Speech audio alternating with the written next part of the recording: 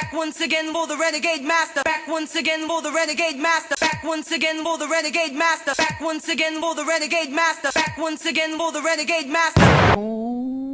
Hello my renegades and welcome back. And what are we getting into? We are getting into the Ultimatum season 3. We are now on episode 2. The choices. These people are not in their right minds. No, they're not. Anyway, and before we get into this video, as I always ask, please hit that subscribe button. Please hit that notification button so you know when I'm doing videos. Please comment, like, share and do all the good things that you do, because I continue to be on the road to 1K. Anyway, shall we get into this video? So it's more dating in this week that was shown, and there's people that are finding it hard. More specifically, Aria is finding it very, very hard. So basically she's decided that now, after what happened with Scotty, she's now not going to be holding back. And I said, oh, how have no fury like a woman scorned.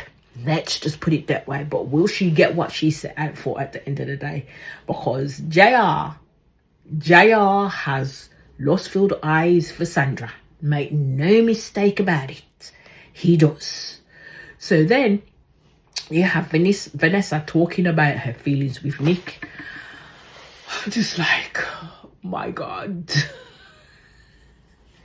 These people are just like destabilizing all over the place. Like, seriously, I cannot take them seriously. I really can't. There's only some of them that I can take seriously, but others I really can't. So Scotty's blowing smoke up Zaina's ass about he's trying to find qualities that she doesn't have as a wife. He can't find not a one, but yet this man wants to marry Aria. So I'm just like, yeah, that makes sense at the end of the day, because if you can find all these qualities in Zaina, why can't you find them in Aria as well? This man gets on my living nerves. Scotty gets on my living nerves at the end of the day, and there's a few fair of them coming up that are starting to get on my living nerves too. So you see Vanessa and Nick meet for a date. Now, with how them two vibe with each other, you would think that they were together in real life. Let's just put it this way. He basically says that he enjoys her energy, so they lead on to speaking about Dave. So Vanessa gives the example in regards to that she used to do bodybuilding competitions, but Dave didn't like it. She said that she would like to do it again, but she won't do because of how Dave feels about it. I kind of thought, judging from Nick's face when she first brought the subject up, he didn't look too pressed by it. To be fair, that's how I'm going to see it, to be honest with you.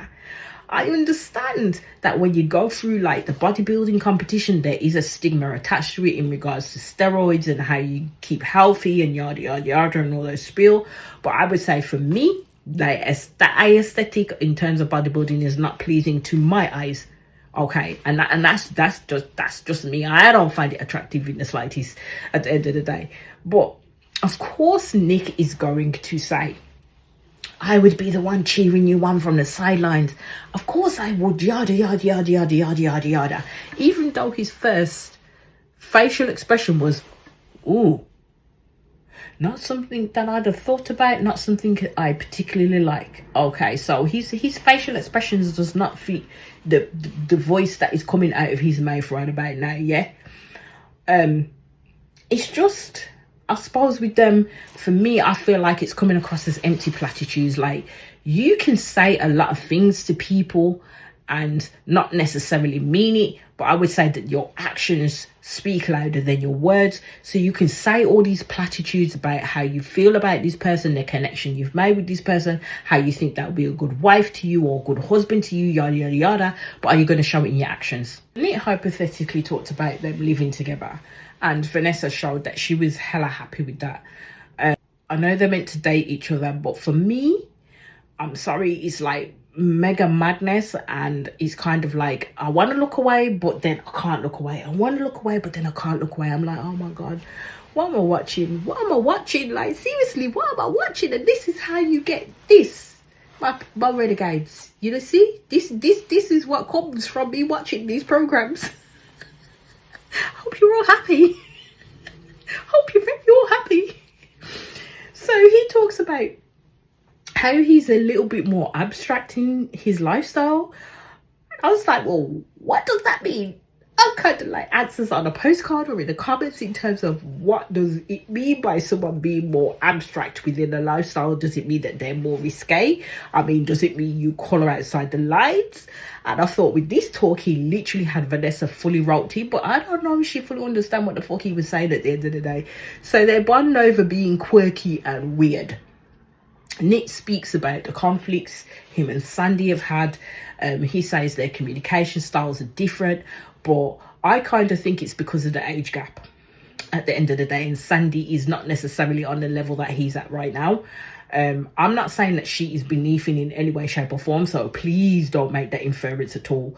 I'm just saying she ain't left her partying days behind, and she probably speaks in flirts and acronyms. Yeah, which is something that Nick probably at his age doesn't necessarily do.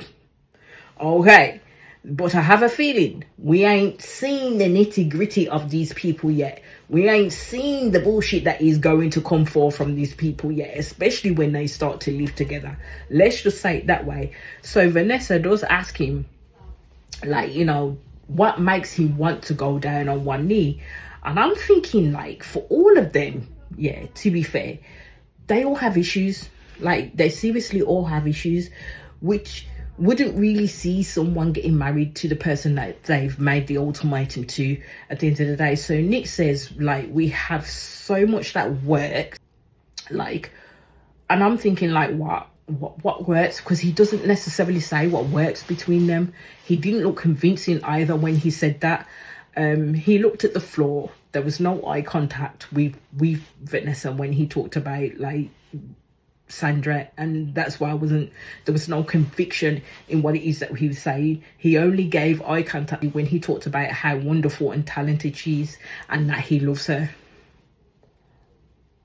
So to talk about the weird stuff that annoys Sandy, that he has, the weird quotes he has that annoys Sandy, and I'm just like, I still don't get why you want to marry this woman. Like, I don't get why you gave her an ultimatum at the end of the day. If you're really that unhappy, and it comes across from few of these couples, if you're that unhappy, the situation that you're in, why are you asking these people to marry you? I don't get it. So he says he has a deep connection with Vanessa to the point he doesn't know if he feels he will propose at the end of the program. So I'm like, okay, if you're already at that stage, my guy, then why are you still going to go through with this process? Is it because, you know, you want to walk away from Sandy, that you realize that, you know what, Sandy is not giving you what it is that you actually need, and it's just literally about the sex between the both of you? I don't know. But all I know is I told you, there's going to be a big old magnifying glass on these relationships saying, what do you do? What you up to? What you doing? And that's not what you're supposed to do. Why am I like this? No, seriously, why am I like this? It's a good job you are getting to see that this is who I am at this moment in time. Like, let's carry on swiftly, shall we? Let's carry on swiftly. So we see Chanel and Dave. He is continuing to think about Vanessa, like, and where she's at. He is absolutely struggling, like full on struggling with life at the moment. And I just thought, my guy, you need to check in with yourself at this point in time. Like, he's a person that didn't even want to talk about marriage and wax poetic to Vanessa about finding someone. And now his little plan to try and leave early did not work. Now he's scared because he knows Vanessa has made this full on type of connection that he can see with Nick. He knows that he's in trouble. His relationship may be in trouble at this moment in time. Yeah. So Chanel talks about how she wants to come out of her wife, and she wants someone to be able to show her, like, her blind spots. And I'm like, and you think Dave can show you that? Like, this man can't even recognize his own blind spots in his own relationship, but you think he can show you those same blind spots? It makes no raw sense to me. But okay. So Vanessa brought up the boyfriend-girlfriend talk to him first, as he was saying, when it's usually Dave that brings that up when they were first dating, but he didn't get that opportunity to. So it kind of sounded like Dave was intimidated by Vanessa. And I think he's kind of intimidated the same way in regards to the ultimatum, because it's Vanessa that wants to talk about marriage. It's Vanessa that wants to get married. It's Vanessa that's probably asked him to get married and this, that and the other, where he's probably thinking in his mind, well, do you know what? I'm the man in this relationship, so I should be asking to have those conversations with you, but you've literally taken that out of my hands, and now I don't know what the fuck to do, so that's why I don't talk about it. That's how I'm seeing it at the end of the day. So I'm kind of like, okay then, so if you've been with this woman for X amount of years, you know how she works, you know how independent she may be, you know how forthright she is. So when it comes to something like marriage, of course she's going to be forthright about it, so you should have been prepared to able to nip that in the bud and get ahead of that conversation before it even started. But hey, Dave is well laid back. Okay, he's a laid back person. So this is how this has fallen apart for him at the end of the day. So Chanel does talk about her thoughts in terms of leading to wanting to leave, and Dave has had those same thoughts as well. But then I thought, well, you would defeat the purpose of the show itself and the objective that you wanted to reach, because if you both end up leaving, you're going to leave with your partners because your partners can't stay, and the fact of it is you're going to still end up in the same situation that you was in the first place at the end of the day, not being closer to what it is, that the goal that you do want, and keeping the status quo. So Dave brings up, like, you know, he believes that this show has given some people a certain hall pass. And I thought, well, that being you too, because in the first instances, that's how Dave was treating it at the end of the day. So he's one of the people that he was talking about, especially, but then he realized the error of his ways when he realized that Vanessa was actually getting on with somebody, and that's when Vanessa refused to leave. So Chanel brings up, like, you know, the technicality of being single topic, and this is the thing that I always bring up. This is the thing that I always bring up at the end of the day, because her partner is still her partner. Those feelings are still hers for her partner. Yes, you see, you hear Nick Lachey and Vanessa Lachey as all come up with the choices, keep talking about how they're leaning into the experience. But my thing is their experience is being televised at the end of this day. Their experience is being shown to all of us for us to pass like a little critique on, and this, that and the other, and especially in how they're dealing with the situation at this time. And this is why I'm saying that this situation does not always suit all at the end of the day. And this is why I keep saying that this show is not conducive to keeping a healthy relationship and leaning into emotions that, you know, otherwise you wouldn't have tapped into, because at the end of the day, that's what a therapist does for you as well in terms of couple counseling. Do you know what I mean? I know which one I would pick. Like, seriously, I know which one I would pick. You see Mariah and Micah meet. Now, he finds her interesting now, which is interesting to me, because at the end of the day, this is the first time I've seen these two talk. Like, seriously, these two have a date of any kind. So they talked about the quirky things that they do. He says that he randomly does people's voices of characters he likes when he watches movie. I'm just like, do you know what? Some of the questions that these people ask each other are tame. Like, honestly, tame. There's no getting into the nitty gritty. No one is getting deep. For me, it's literally just full on, like, surface level. I don't know. I just don't know. Mariah then talks about not being super free and creative of a child. She talks about how her parents were never married, and then she was brought up with her mum majority of the time and spent some time with her dad. And the way in which Mara was talking about her mother, I would describe her as doing helicopter parenting, basically, where she literally had no space to breathe. Everything was an issue in terms of making sure she was safe, etc, etc, etc, to the point where she suffocated her child, and Moreau was not one of these child that would be allowed to explore, especially as friends are exploring, which more than likely stunted her experiences as she got older. So then when Michael's talking about how he grew up with his family, that he was able to have that adventure and go and explore, Moreau then believes that now she has a lot to learn basically for herself, and basically in turn thinks that Micah can provide her with that learning too, in the essence that, you know, he was given that freedom as a child, and now it may have turned him into a different type of adult, which is what she wants to learn from. So I was just like, okay, we'll see how that goes for them too in that sense. So we see Caleb and Arya go for a date. Now, if I had to say something, I would say that Arya and Caleb go together more than Arya and JR. I think JR is a little bit of a serial flirt, even though he may not have been which we find out he may not have been the cheater within the relationship that he'd had with his wife. He is definitely a serial flirt. I don't think that him and Arya, although they talk about deep stuff, will not be on par with each other in terms of longevity when it comes to actually picking each other for being a trial wife. That's why I think JR would be better off with Sandy at the end of the day, because that's where all of his questions hold, is with Sandy. At the end of the day, he wants a little bit of a change. Yeah, that's how I see it. With Arya, she's a bit of a softer person, and I don't think she should be with someone like JR. She should be with someone like Caleb, to be honest with you.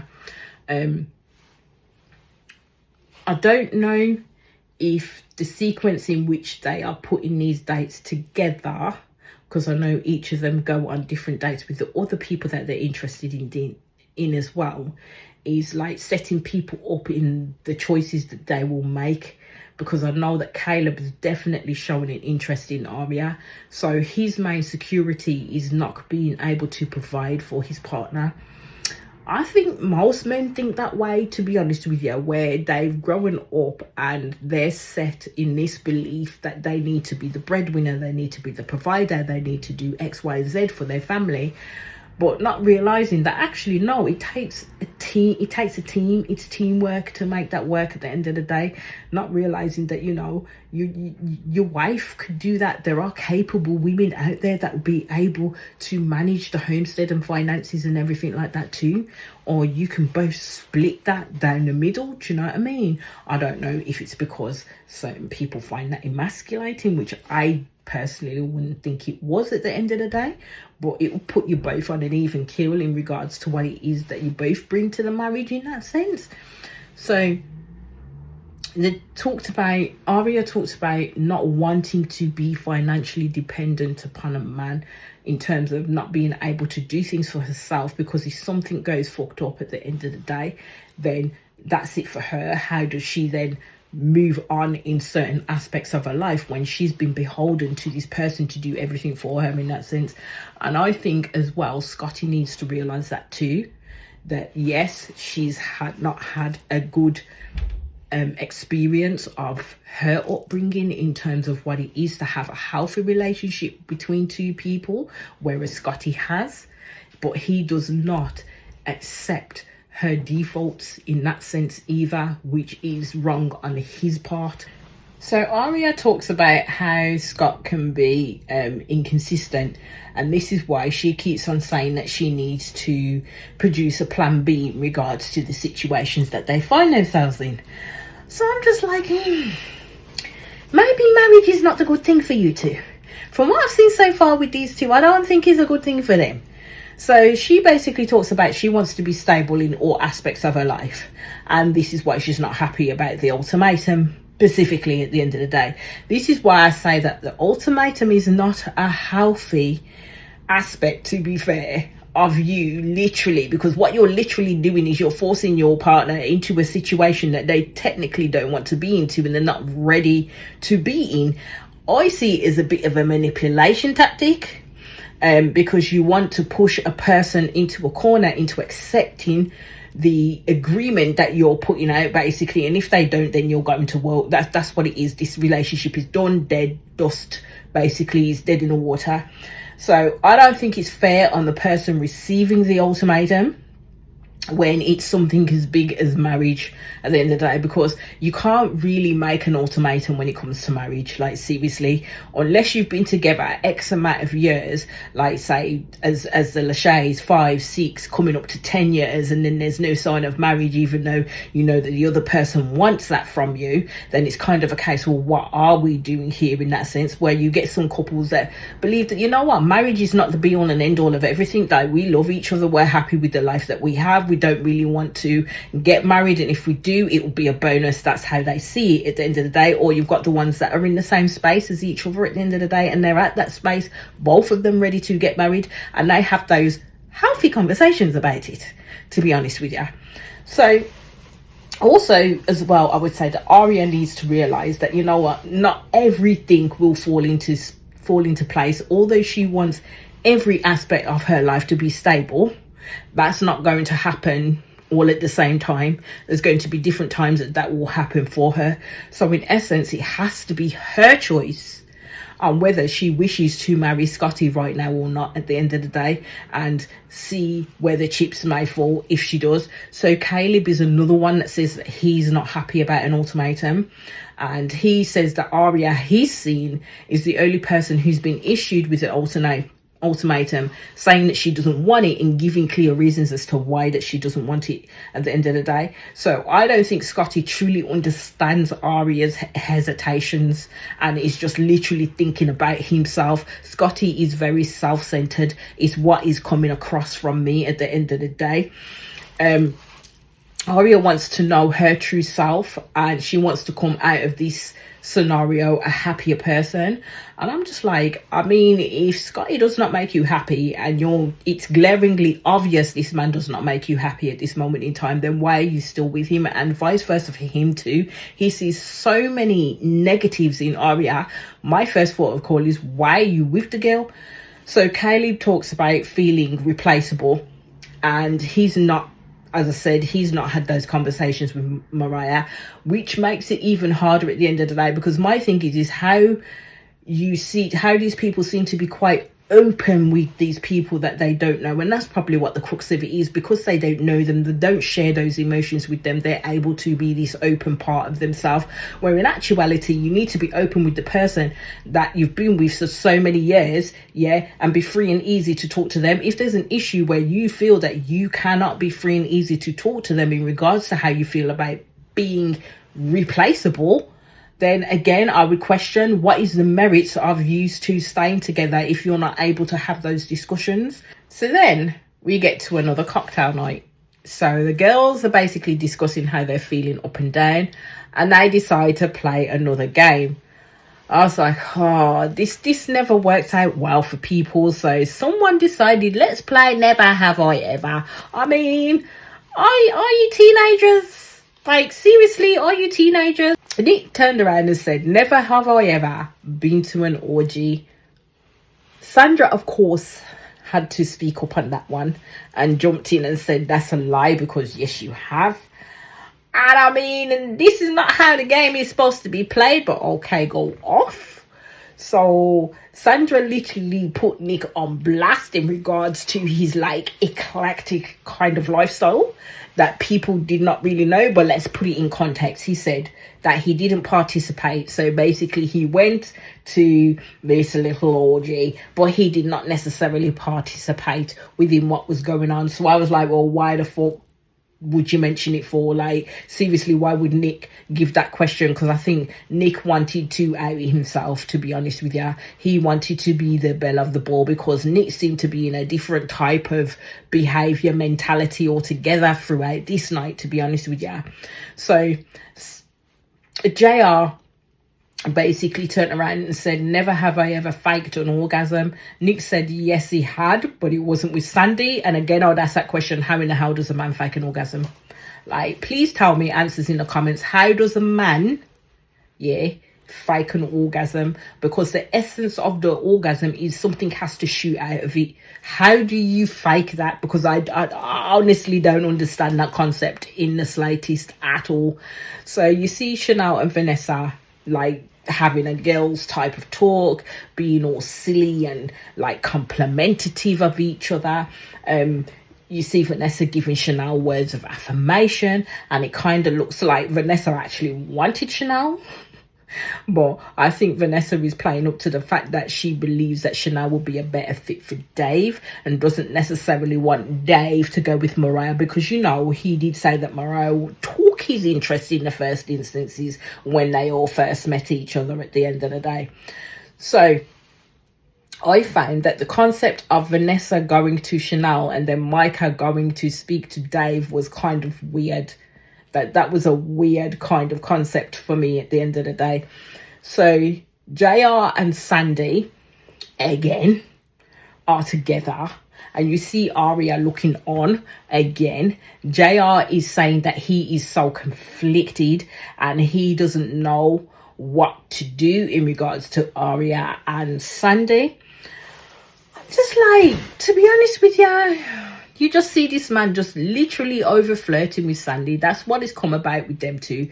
They are serial flirts together, basically.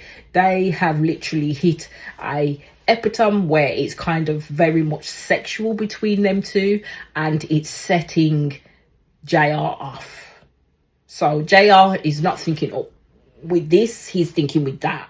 Okay, so Aria is not going to win out from that. I don't see her winning out from that at the end of the day, because even though they sit and have deep and meaningfuls, he's all about the game and the play, the chase and the play, X, Y, and Z. You know what I mean? So he's talking about how if he went with Sandy, it would be like taking a big risk, because he sees Sandy as a big risk, basically.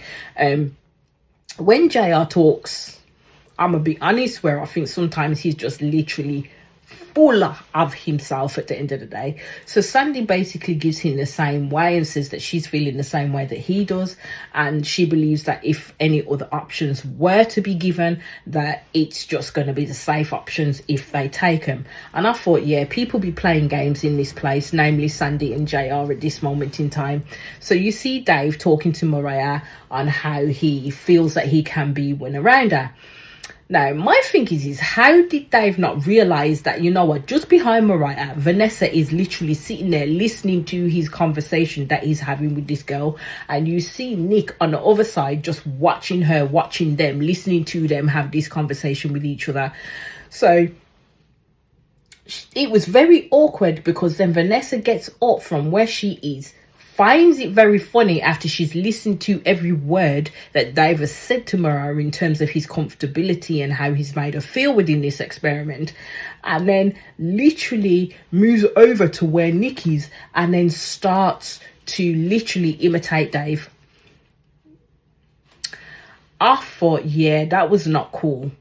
That was not cool at all. Vanessa may have been hurt by the words that she heard he was saying to Mariah at the end of the day, but then to turn around and make Dave look like an ass, yeah, that's not good.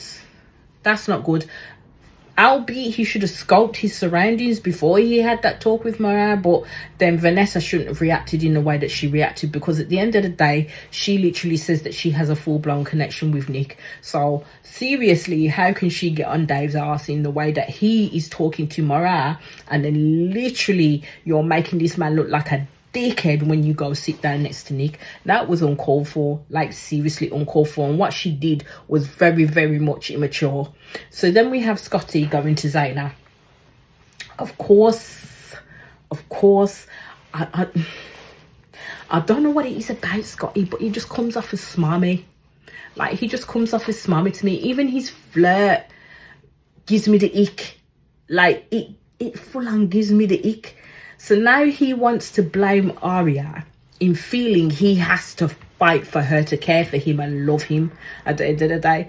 And I thought, really? My guy, you really said that out of your mouth when you've been with this woman? I think they've been with each other for either 2.5 years or 3 years. Yeah. So now you're saying to this person that you wish to couple off with, oh, I feel like I shouldn't have to feel like I have to fight for someone to care for me and love me and do. Why are you with her?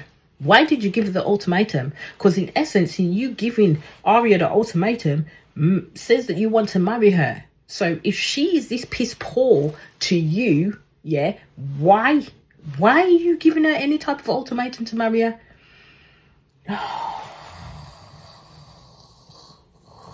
He truly just wants to back Arya into a corner. He literally wants to manipulate her and push her into a decision that she does not want to make, just to make himself feel happy at the end of the day. That's how it's coming across to me. Like, he's saying all this stuff to Zaina, yeah, and he's the only person I've seen put their partner down in the way that he does. Like, seriously. And all I'm gonna say is, at the end of the day, if he truly wants to look for an answer as to why this woman will not marry him, he needs to look inward for that. He needs to look at himself for that. Seriously, I don't like Scotty, and I'm gonna say that from jump. I didn't really like him in the way, especially in the way that he behaved from the end of the previous episode, to be honest with you. So Zaina is talking about how she's glad that Scotty gave the ultimatum. She says to Scotty, like, he knows what he brings to the table. And that's another thing for me. I hate the freaking table talk. Because seriously, that table talk and what that person brings to it is so one-dimensional when there's so many nuances about it at the end of the day. So, yeah, she don't know essentially what he brings, and she don't know why Arya won't commit to marriage with this guy at the end of the day. So, if that's what she wants to think, but just based on the week and a bit that he's showing her, then that's up to Zaina at the end of the day. Scott's, and you see Scott lapping it up like a dog drinking water, because that's the type of person that he is. He wants to put himself in a space where he's the hard done by one, and it's Arya that's creating all the issues. And I see this more so when they get to the choices and how he speaks and how he literally shuffs the blame and the responsibility in the aspects of their relationship on Arya's shoulders, which was piss poor behaviour in him. He accepting no responsibility for how he may have behaved within the relationship, in Arya being the way that she is towards him. He just made it all about himself, and this is why I said this man is so self-absorbed, it's untrue. So you see some type of game playing from Vanessa, basically. So she is there whining, because she did, in terms of Nick saying, well, you haven't spoken to me all night. You haven't come and talked to me all evening. I'm just like, Jesus, wept. Somebody save me from this insanity. Right, and she's doing all of this next to Dave. Now Dave feels hella awkward, so him and Mariah are sitting there and they ain't even having a conversation. They're sitting next to each other, but they're not having a conversation because she made Dave feel like a twit. Like, she really did. So Vanessa's not playing fair at all. She really isn't. So I believe that she's over flirting just to hurt him. Let me put that clear at the end of the day.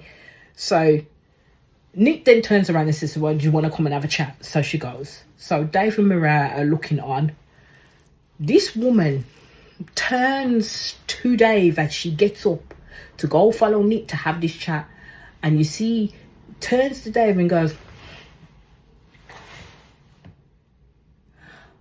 I said, really?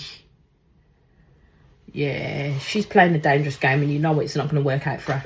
It really is not going to work out for her. So Vanessa turns to Nick and says, like, why haven't you talked to me this evening? And Nick turns around and says, because if I do, it'd be so obvious to everybody else in that room that I have such strong feelings for you. Bearing in mind, Sandy's already made the complaint that, during a day where she may not have seen Nick, or she's checking in with him, he does not check in with her. He never asked her how her day has went or anything like that. So maybe Nick is just playing true to form. But you know what? He knows he's got you on a fucking limb right about now. Do you know what I mean? So he turns around and says that, like, he's been trying real hard in terms of where his head has been, but this is where he's at. He literally wants this woman and he wants to go. Vanessa basically says that she shares the same sentiment. Like,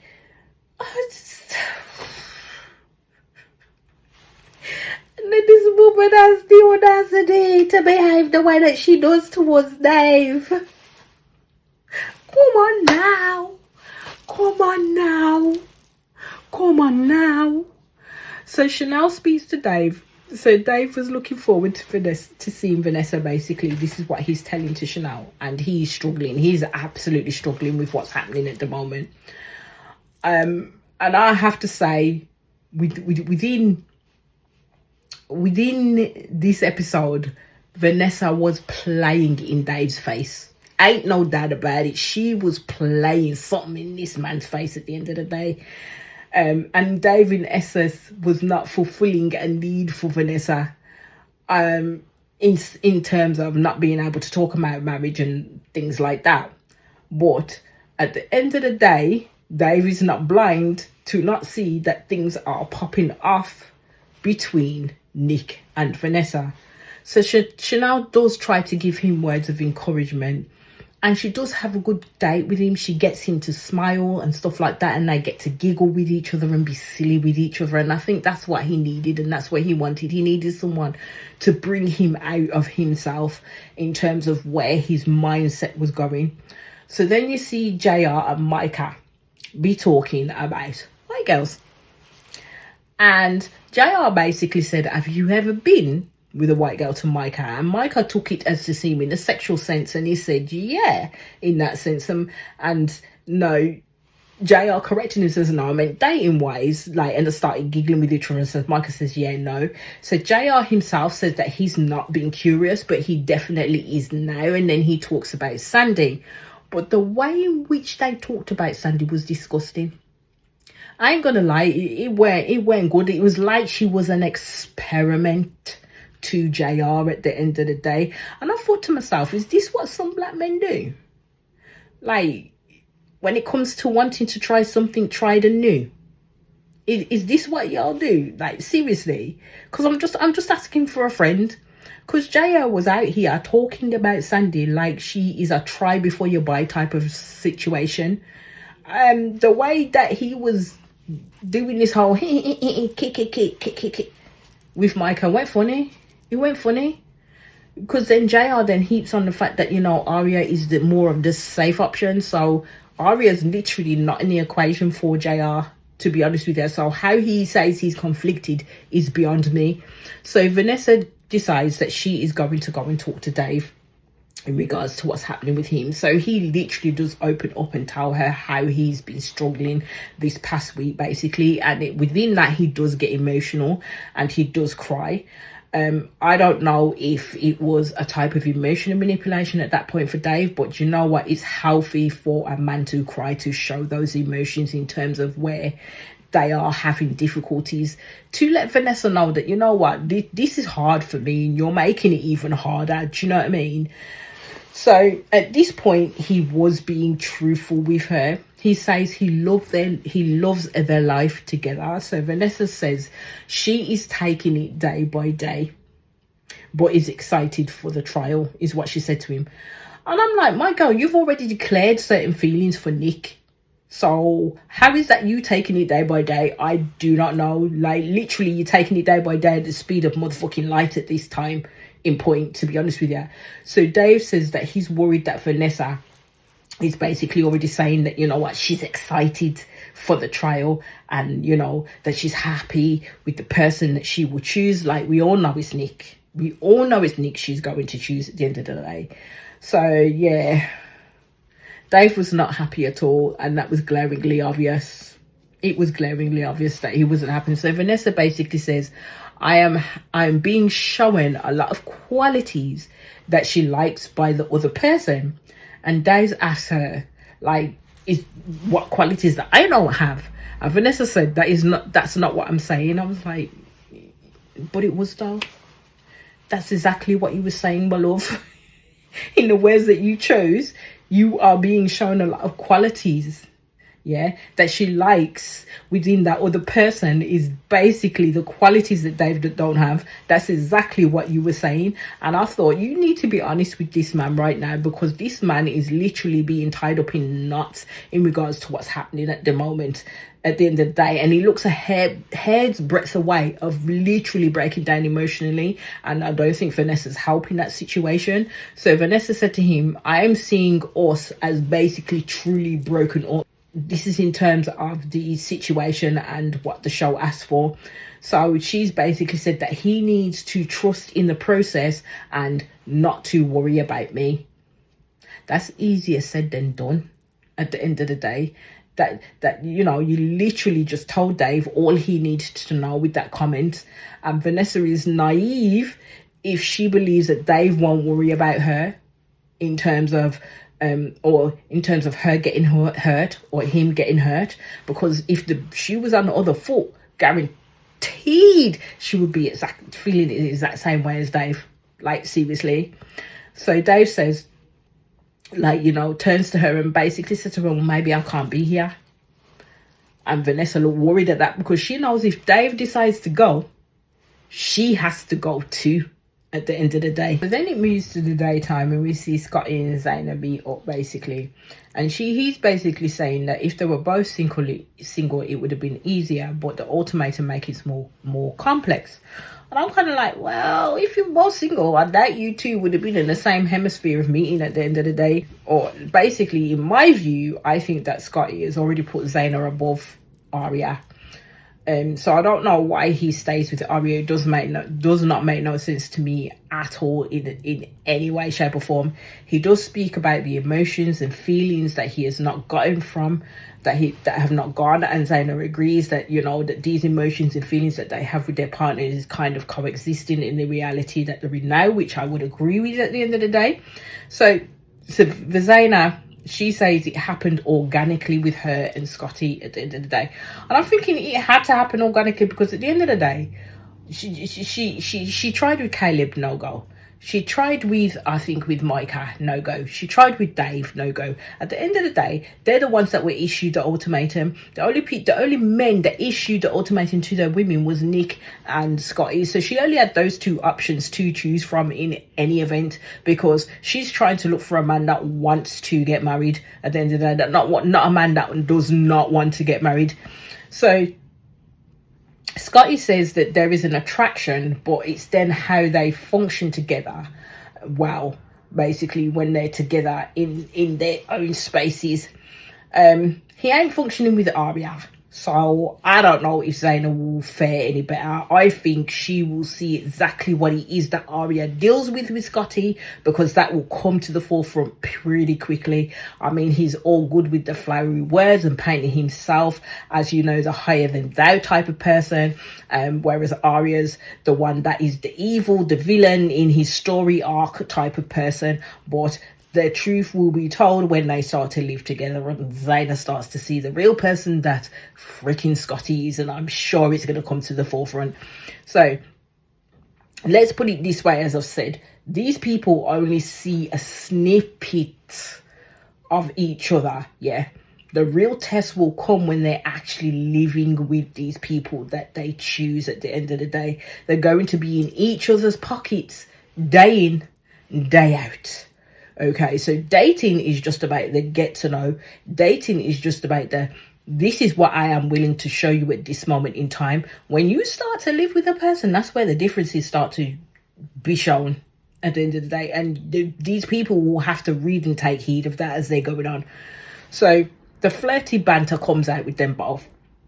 Zaina basically asked Scotty about his expectations of a wife, and he's basically talking about how he wants his wife to make him feel supported, uplifted. He wants the effort to be shown, basically. And Zaina talks about how she wants her husband to be 100% invested in her, as she does. So she says that she's quite an independent person, but she doesn't want to be fully independent in the fact that she wants someone to take the lead sometimes. Now, sometimes I think people truly don't want what it is that they say that they want. Yeah. So if, say for example, Zaina gets this man that wants to take the lead sometimes in regards to how she sees it, she will automatically believe that this person has come to take away her independence, and she will fight against that. So in essence, what she actually wanted got fulfilled. She don't essentially want it in reality. This is what I'm saying. It's just literally a pipe dream in these people's heads. So in terms of like Scotty, him wanting people to make an effort, him wanting this, that and the other, I think it will come off as clingy to Scotty, to be fair. And he will want space from that. Again, these people don't compute what it is that they wish they want and how it would look in reality. Okay? So, I just thought in terms of them talking about what it is that they want from a person, I'm just like, well, what is it that you bring? What do you think will be a healthy option in terms of that person seeing you as prospective husband, as a prospective wife at the end of the day? Nobody ever talks about that at all. They talk about what it is that they want, what they want to see, but not what it is. This is what I give. This is what I emit. This is why I'm such a good partner. None of that at all. Like, none of these people have healthy communication. Like, they seriously don't. It's literally just me, and I. Now, Scotty says he's not used to taking the lead. He feels as though he's having a challenge with Aria in telling her, like, you know, you don't have to do all this by yourself. I'm here. We can work through this together. And I'm like, yeah, it's all nice and airy-fairy at the end of the day. But it's obvious that Scotty doesn't know what Aria's take is when he does that. It's obvious that Scotty has not had those conversations with Aria in regards to how she feels about what it is that he says, that when he wants to take over complete control at the end of the day. There's some women out there like myself that don't want someone to take complete control, but would like the support when it's needed and will take it when it's offered. Do you know what I mean? Without no ulterior motives. And it's the fact that he saw it as a challenge with Aria to get her to see his point of view made my spidey senses tingle. That's all I can say. Like, seriously, that's all I can say on that point. So we see JR and Aria meet up. And in my humble opinion, I think Aria should just go with Caleb. Because leave JR to his fantasy world of being with Sandy. Because the way in which their date went to the way in which JR's date went with Sandy, I would not say was not a good combination at the end of the day. Yeah, so Aria's talking about, you know, they get deep and meaningful with each other, but there's no flirtatiousness within that, in terms of that. But then when he sees Sandy, this man kissed her. Yes, it weren't all passionate tongue on tongue. This man kissed her. This man rubbed her leg. This man liked her physical touch. This man was getting over exhilarated. He was getting, what's the word I'm looking for? Overstimulated. That's what he was doing when he was with Sandy. He weren't doing that when he was with Aria. Let's just put it this way. So when it comes to the choices, he might as well just pick Sandy, because Aria's not doing it for him.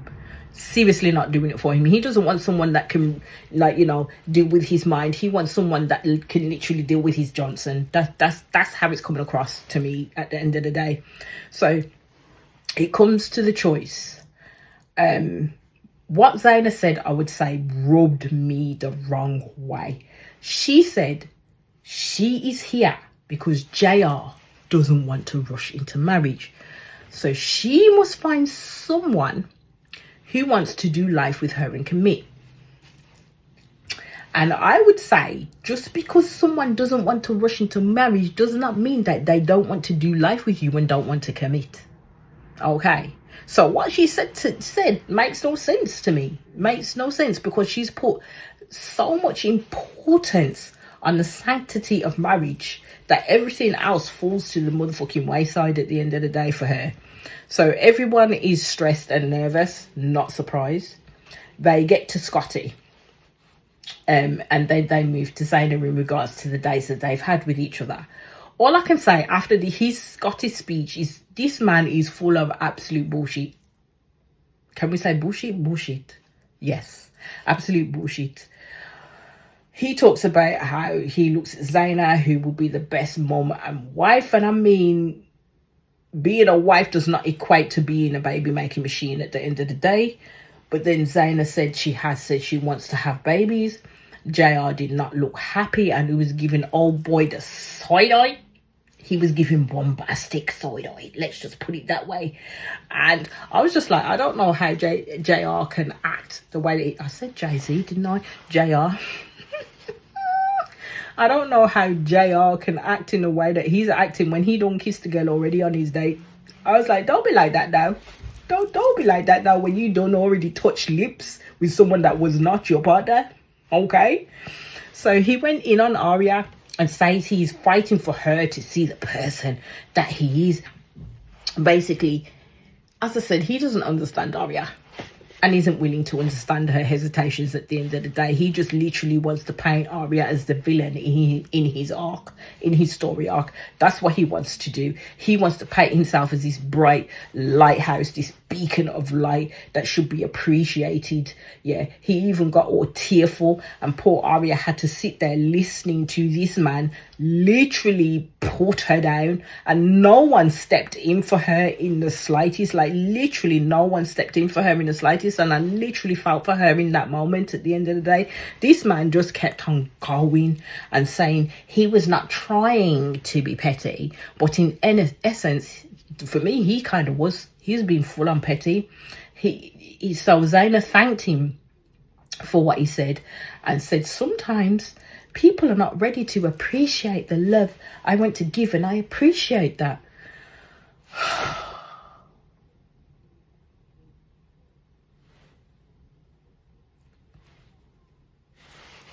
Let's move on. It's just that these people don't really know each other after 2 fucking weeks, yeah? And they be waxing poetic about someone they barely know while talking down their partner at the same time. Like, I really sometimes wish they would just do their pics without this kerfuffle. Like, honestly. Because for people like me watching it, it's literally just wasting my time listening to them spout poetic on bullshit, to be honest with you. So as we know, Scotty picks Zaynab at the end of the day. He stood up and he said, I mean this with all respect, bro. Your ex, in terms of your ex, any man will be lucky to have her. I was just like, you've known this girl but a fucking week, yeah? So Zaynab says yes to Scotty. So we have Zaynab and Scotty as the first, new couple with the trial marriage for 3 weeks at the end of the day. So Arya does speak up and she does talk about her anxieties. JR, you see as well, does speak up, but he doesn't get fully emotional as Arya does at the end of the day.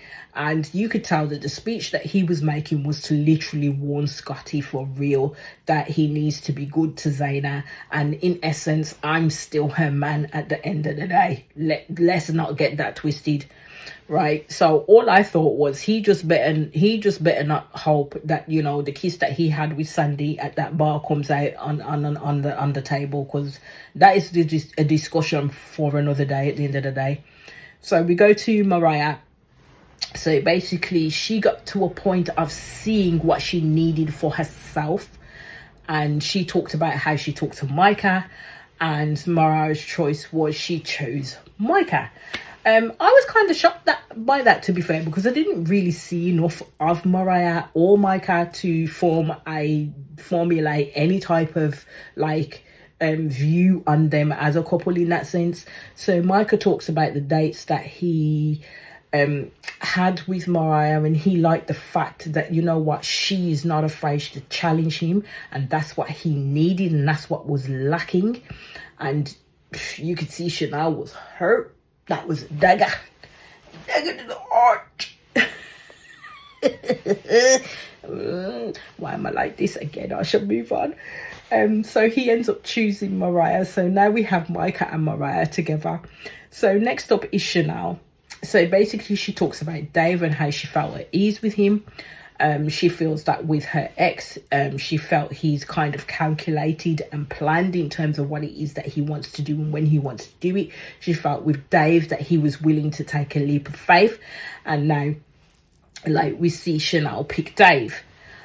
I think Dave wanted Mariah, but she's gone at that point. But I think Dave will probably have a better time with Chanel than he would have had Mariah, because Chanel and Dave are more on that level playing field with each other, to be honest with you.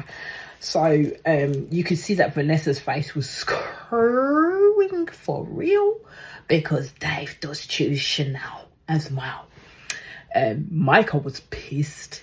He even said, damn, he had to turn to his friend and basically say to Dave that, you know what, Chanel is my best friend. Make sure she is safe. He gave Dave the talk. Let's just put it this way. And he was not joking. He was not joking, because he gave Dave the dead eye. Even though he had the tear coming out of his eye, he gave Dave the dead eye that if anything happens to that girl, there'll be a problem between him and him. Let's just put it that way. So Sandy did give props to Micah for being vulnerable in terms of bringing everything out on the table. So then we move to JR. He talks about Aria. And then he talks about Sandy. And the differences in when he was talking about these two women is that he has so much passion for Sandy than he did for Aria. Like, when he speaks about Sandy's passion that ignites something within him, this man was literally like jumping out of his seat when he was speaking. I was like, man has hands in his pants. Like, his whole behavior showed everybody exactly what it is they needed to know. Nick was uncomfortable with the speech, and then Sandy spoke. There was nothing to write home about what Sandy was saying, and they spoke to Aria as well, and she was open without being disrespectful to Scotty at the end of the day. And she does talk about conversations with Scotty that haven't been the best, and she talks about not hearing a lot of nice things. So what JR said about her was nice to hear. And it's this is what I mean. Scotty can paint a picture of woe, yeah, but he can't paint a picture of positivity. When it comes to Aria, he continually puts her down for what he sees as her failings, but not actually looking deeper than that. Do you know what I mean?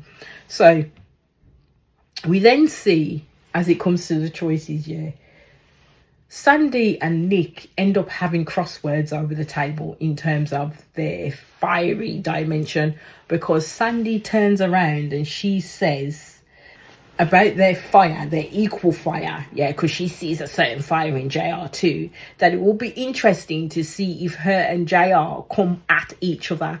I thought, yeah, that's not how healthy. Like, look, my friend, that's not healthy at all. And then that's what sparks the interaction between Sandy and Nick. And they, even though it's not like a full-blown argument, they were having crosswords with each other across the table. So you can kind of see what their push and pull of relationship is like with them two at the end of the day. So just before this episode ends, yeah, it comes to JR, who has to choose who he wants out of Aria and Sandy, basically. So that's where that episode ended, because in the next episode it will be JR choosing who he wants. I am going to say he's definitely going to pick Sandy. Let's not mistake it at the end of the day. And I think Kylie will want to go with Aria at the end of the day. And that is where the episode ended. I will be back soon with the next episode. As I always say, my renegades, please hit that subscribe button. Please hit that notification button so when I'm doing videos. Please comment, like, share, and do all the good things that you do, because I am on the road to 1K. And I thank you all for rocking along with me as you do so far. And I'll leave it all here now. Peace out.